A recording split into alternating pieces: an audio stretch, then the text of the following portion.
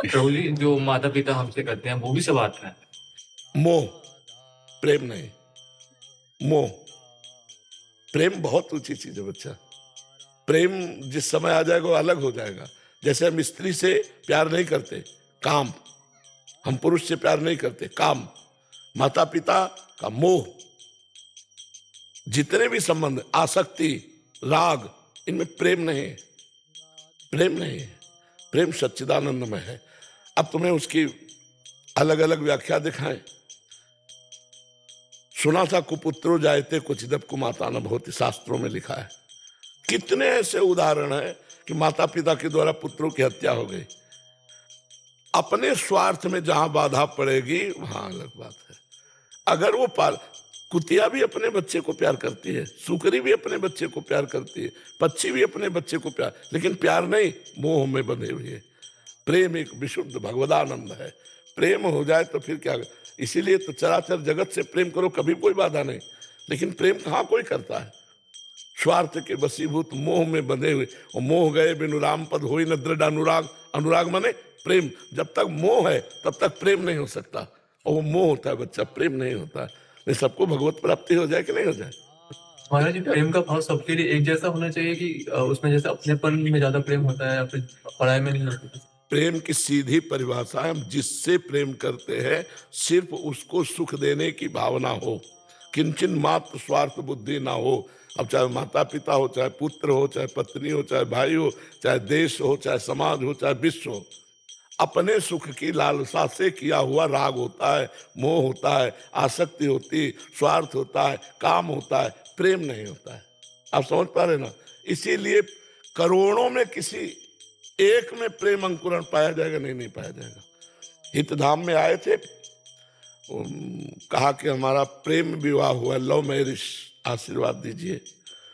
8 महीने बाद फिर आए तो हम कहा तुम्हारी पत्नी साथ नहीं, बोले डिवोर्स हो गया है। वो अरे लव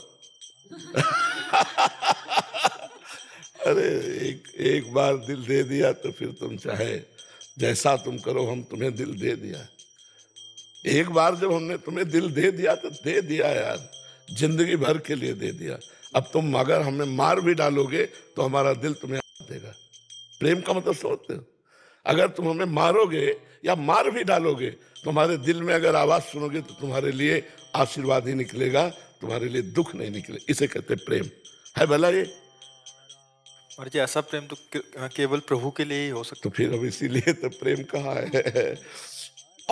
और जब कोई भगवान का आशिक प्रेम करेगा जगत में भी तो अद्वितीय बेजोड़ होगा। जैसे तुलसीदास जी ने अपनी पत्नी से प्रेम किया तो मायके जाने का समय ले दिया। मायके जाने का हम जी नहीं सकते तुम्हारे बिना, तो मायके कैसे चली जाओगी। जैसे धनुर्दास जी ने अपनी पत्नी से प्रेम किया, महाभागवत है, तो ऐसे चलते हैं बाजार में सब्जी लेने नहीं जाते, पत्नी जाएगी क्योंकि वो बिछो नहीं सह सकते, तो पत्नी ऐसे चल रही, आप छाता लिए ऐसे चल रहे हैं। चिंतामणि में इतने आसक्त हो गए, सब कुछ न्यौछावर कर दिया बिल्व मंगल जी ने। अगर भागवतिक पुरुष हिरण से आसक्त हो गए तो अगला जन्म हिरण का लेना पड़ा, और महाराज हिरण की दुर्गति नहीं होने दी, वही राजा रहुगण बना हिरण। और भरत भागवतिक अगर पुरुष किसी से भी प्रेम कर लेगा तो आर पार का निर्वाह होता, वहां स्वार्थ नहीं होता। इसलिए भागवतिक पुरुष का कहीं प्रेम होता नहीं भगवान के सिवा। अगर हो जाए तो बेजोड़ होता है। हिरण से प्रेम किया, जिस भगवान की प्राप्ति के लिए अपना राज्य छोड़ा, अपनी पत्नी पुत्र छोड़े और हिरण से प्यार कर लिया, तो उसके लिए 3 जन्म लगा दिए, 3 जन्म लगा दिए। जड़ भरत के रूप में पालकी में उसी को तो उठाए हुए उपदेश कर रहे हैं। तो प्रेम शब्द से हृदय में कुछ होने लगता है। नहीं, आपके होता है कि नहीं होता हमें पता नहीं, कि हमारे होने लगता है।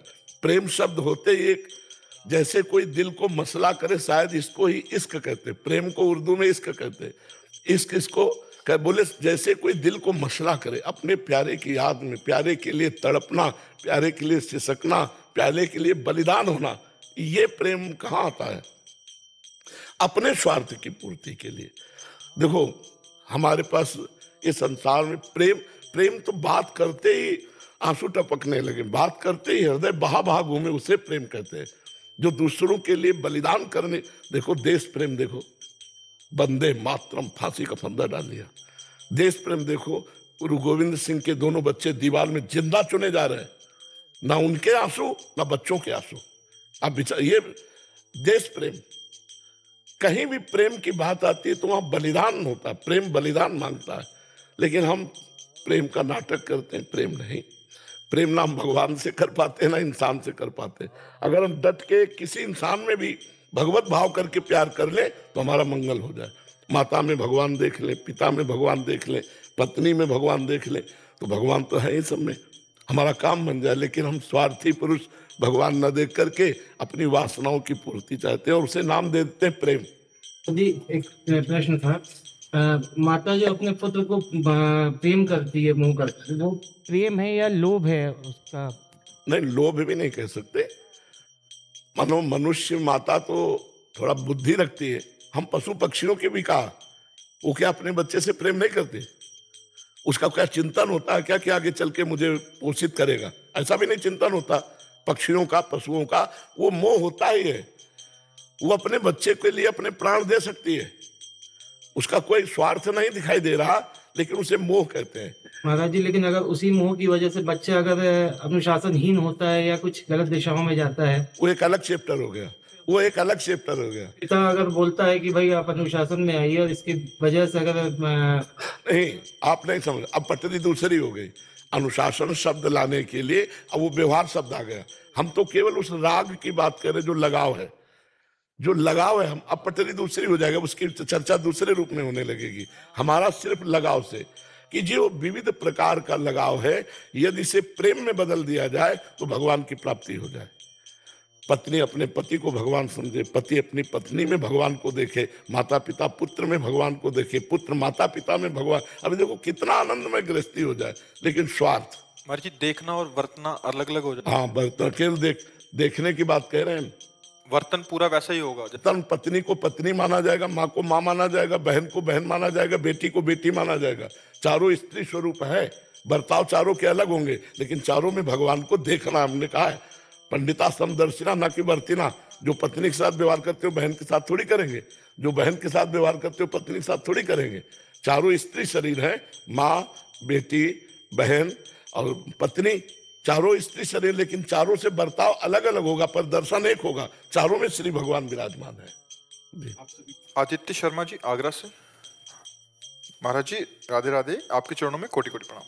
महाराज जी, अगर हमसे कोई गलती हो जाए और कुछ समय बाद अगर हमें अपनी गलती का पछतावा हो और हम पश्चाताप करें, तो क्या प्रभु हमें माफ कर सकते हैं? पक्का, पर पश्चाताप तभी माना जाएगा जब वो पुनरावृत्ति ना हो। जो गलती हुई है वो दोबारा ना हो। अब लो नशानी, अब ना नशे हो, आज तक हुआ अब नहीं करूँगा, और हृदय से जलन युक्त होकर भगवान से प्रार्थना करे तो वो भस्म हो जाएगी। लेकिन साधारण गलती, अगर अपराध बना हुआ है, असाधारण है, तो फिर उसका प्रायश्चित करना पड़ेगा। जैसे कृच्छ व्रत है, चंद्रायण व्रत है, या और भी अनुष्ठान, भागवतिक अनुष्ठान करने पड़ेंगे। मात्र प्रायश्चित से नहीं हो जाएगा, है ना। साधारण गलती है तो हो जाएगा। जैसे एक साधारण गलती हो गई तो हम कह देते सॉरी, इससे भी प्रायश्चित हो जाता है कि हमसे गलती हो गई, इतने में भी छा। लेकिन असाधारण गलती हो जाए, सॉरी कहने से हो गया क्या? नहीं। तो ऐसे ही हम हृदय से जले और बहुत बड़ी गलती हमसे हो गई, वो क्षमा हो गया, लेकिन अपराध बन जाए तो इससे नहीं होगा। फिर उसके लिए प्रायश्चित होता है, उसके लिए विधान होता है। वो गुरुजनों से पूछा जाता है हमसे, पाप बना इसका क्या विधान है? जी।